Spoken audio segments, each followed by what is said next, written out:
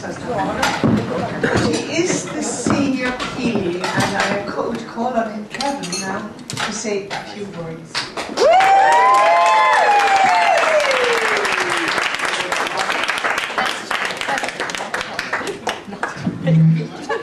I must say, I'm very glad to be here. In fact, when you reach my age, you're very glad to be anywhere.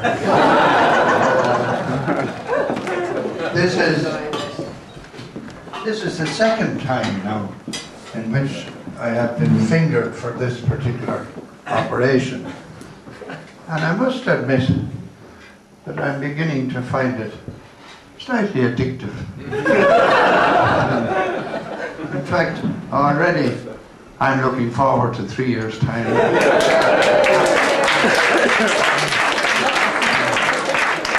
I'm hoping I'll be asked again.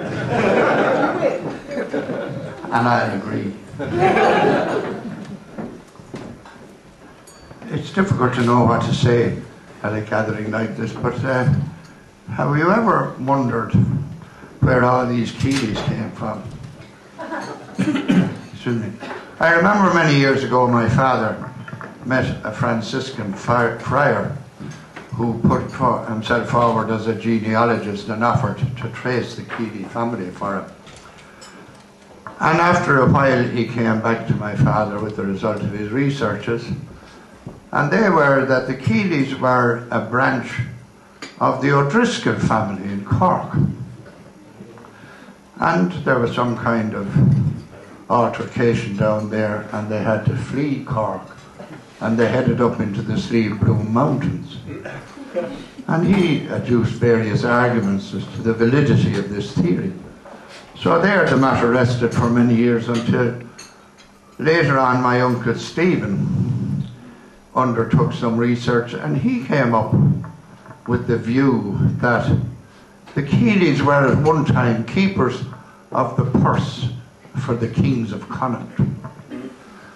But when an audit was done, defalcations and shortages were found in the accounts, and so there was another rapid exit towards the Slieve Bloom Mountains, this time from the west. Well, there the matter rested again for quite some time. And one night I'm in the Imperial Hotel in Dundalk, in a very select group of people having a few jars. And among the group was an inspector of the Gardaí, whose name also happened to be Kealy. So he said to me at one time during the night, where did I think the Kealys came from? And so I gave him these two theories. And he said he didn't believe either of them. He thought we came from the north, and that we were tied in some way with the O'Donnells. But something went amiss up there as well. There was a sudden exit from the north towards the Slieve Bloom Mountains.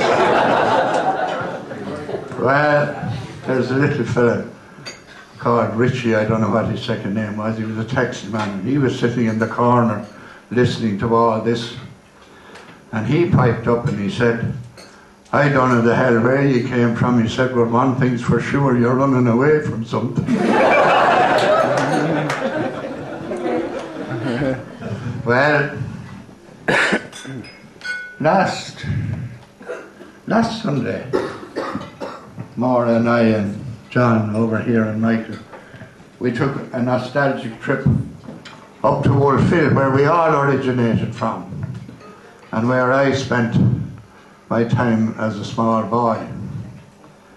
And the native air, I would say, prompted a number of different emotions, but one of which was that I began to realize, if I hadn't before, how lucky we are really to have lived in the times in which we do.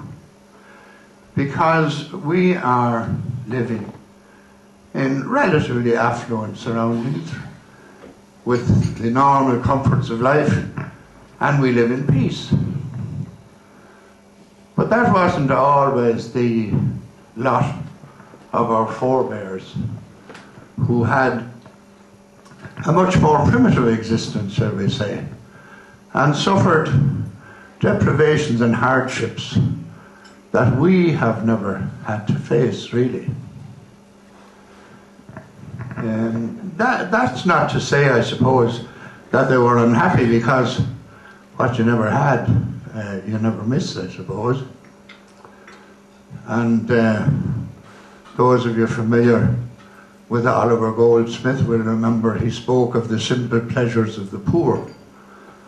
But the fact of the matter is that sacrifices were made through the generations, great sacrifices in some cases, that we might live better than they did. And indeed, we are witness to the fact that their efforts succeeded. And so I think it's only proper that on an occasion like this, that we remember. And I would ask you therefore to rise and join with me in a toast to absent friends, to those who have gone before us and wished us well, to those who are gone before.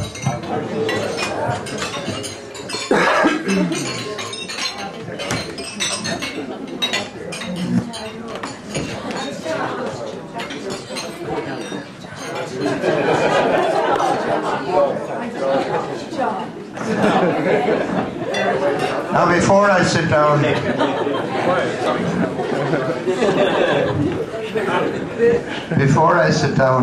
I would just like to say this. Events like this do not happen by chance. Behind such a splendid gathering as we have tonight, there is organisation and effort and anxiety and competence and enthusiasm. And all these qualities have been demonstrated by Evelyn in great measure.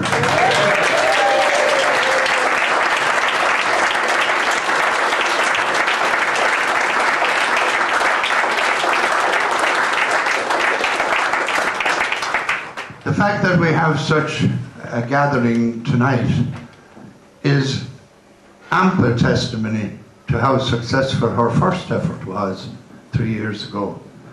And while that was superb, she has even surpassed herself tonight. I think we've had a great gathering, and it is all due to Evelyn.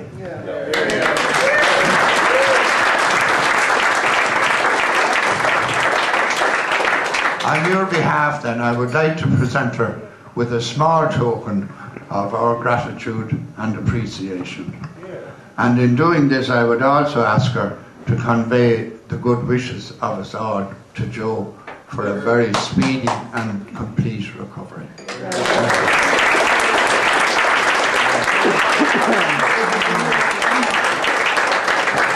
Thank you very much indeed. Thank you.